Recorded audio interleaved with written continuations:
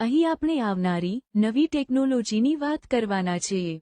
દર વખતે તમને નવા આશ્ચર્યો જાણવા મળવાના છે। તો તૈયાર થઈ જાવ ખેતીના ભવિષ્યની અજોડ વાત જાણવા।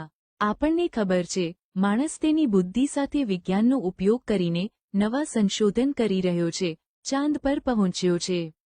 માણસે પોતાની બુદ્ધિથી ઓછા શ્રમ કરવો પડે તેવા સાધનો શોધે છે।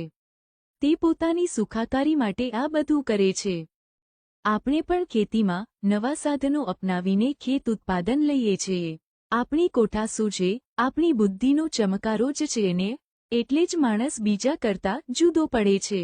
દાખલા તરીકે મધપૂડામાં ફૂલ રસ એકત્રિત કરવાનું કામ મધમાખીઓ હજારો વર્ષોથી કરે છે અને એમાં કોઈ જ પરિવર્તન આવ્યું નથી। સમય, સંજોગો અને જરૂરિયાત પ્રમાણે માત્ર માણસ જ વર્તન ફેર કરે છે। દાખલા તરીકે કોઈ મધપૂડામાં ક્યારેય એવી ક્રાંતિ થઈ નથી કે બસ હવે આ રાણી માટે ફૂલ રસ લેવાનું બંધ, અમારે જેમ કરવું હશે તેમ કરશું। માણસે હવે કૃત્રિમ બુદ્ધિમત્તા દ્વારા રોબોટ બનાવ્યા છે જે ખેતીમાં પણ ઉપયોગી થવાના છે। આવી જ ખેતીની અવનવી માહિતી નિયમિત જાણવા કૃષિ વિજ્ઞાન ટેલિગ્રામ ચેનલમાં જોડાવ।